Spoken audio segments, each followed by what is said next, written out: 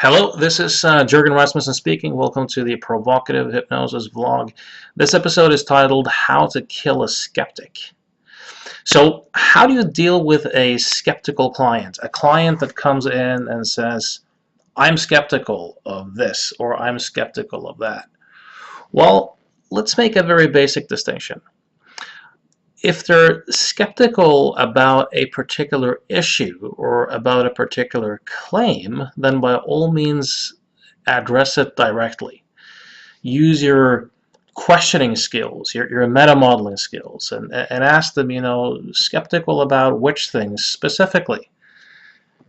So if somebody says, well, there are certain things that I'm skeptical about, ask which things specifically. And once you evoke the information, you can deal with it in a direct and reasonable manner. So that's all good. Now, there's a different type of skeptic that I'm really looking to address here, and that is people who just claim to be skeptics. So when they say, I'm skeptical or I'm a skeptic, it's often more an identity statement more than anything else. And what these people are usually doing is that they're projecting a role onto you. And the role that they're projecting onto you is my position, my stance is, solid, and I'm going to be carefully listening to what you say, and if it fits what I already believe or know to be true, I'll accept it.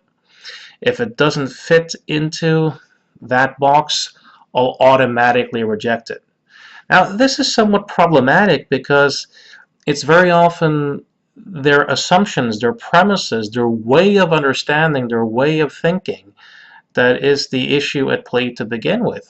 And if the frame that they're projecting is that they will automatically reject whatever you suggest or propose if it doesn't fit within that framework, it's very hard to then help these people change. Now, very often, these people who say that they're skeptical and use it as an identity statement, it's not so much about skepticism. It's more about protecting a way of thinking. Essentially defending a set of premises. So if what you say matches these premises, fine. If not, I'll automatically reject it. That very often gets called skepticism. The really interesting thing too is most of the people who say that they're skeptical, if you probe a little bit, you'll realize that 9 out of 10 times they're uninformed. These are not people who have studied the field in depth, people who have direct personal experience, people who have a lot of knowledge about memory or suggestion or hypnosis or psychology. These are when you ask them, it's very often notions like, well, I know that it's not legal in Norway. Only physicians can do it, or they're skeptical of losing control or doing bad stuff against their will. It's their level of knowledge is usually pretty non-existent and cliche based. And this is almost always what hides behind the matter of skepticism.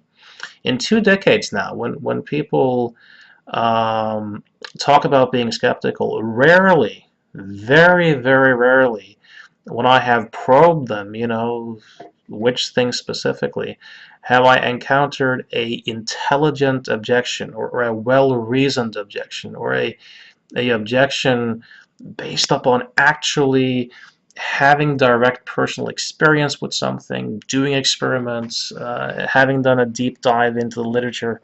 Those people exist, but they are very rare and very far between them. So what I usually like to do when somebody says I'm a skeptic or I'm skeptical is that I like to do a role projection on them.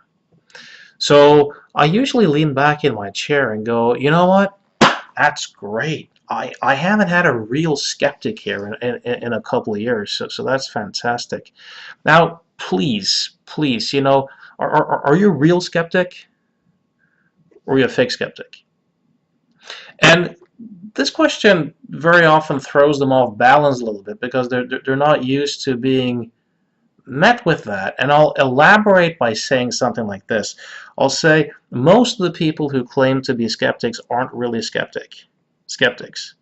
They are usually people who haven't really looked into the topic.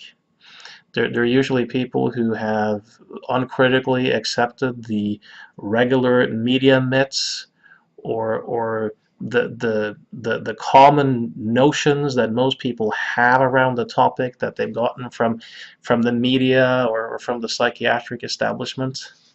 But this isn't being a skeptic. This is about being a sheeple and being an establishment conformist. Now, a real skeptic is, of course, skeptical and critical of new claims, as he should be. But he is also just as critical towards his own stance and his own position. And he realizes that the only way he can really discover what works or what's true or what he can do is by actually committing to having the experience first and then evaluating it later. So I'll ask again, are you a real skeptic? Now, once they say yes to this, if they do, and I've hardly had anyone who doesn't, I've projected a role onto them that says being a skeptic means also being skeptical of your own position and stance, and by committing to doing stuff, by committing to having the experience first, and then criticizing it or evaluating it afterwards. Now, if the client buys into this or accepts these premises, you now have a very responsive client. And I would argue that this definition, this role, has a lot more to do with real skepticism than the way most people seem to think about it or seem to use the word. Now, I'll give you one more tip too. If they don't specifically say that they're a skeptic, but you kind of infer based upon their behavior and their attitude that they are, I'll go through the exact same role projection, but I'll usually do it as an extended quote. So I'll say to them something like, you know what, I had a conversation with a client just the other day. You know, he was sitting in that chair, and I could see that he had certain concerns. And at one point he said, you know, I'm really a skeptic. And I said to him, and then I deliver the exact same role projection to the client. And of course, by listening to it, he will absorb the message. I'll also lean on certain words when I do that role projection. Like the only way that you'll know is by being critical of your own position and by being willing to have the experience, be willing to have the experience first and then evaluate it later. So there are embedded suggestions and commands in that make it more likely that the person will respond well. So if you get a skeptic, test this out and give me some feedback. Till next time, thanks.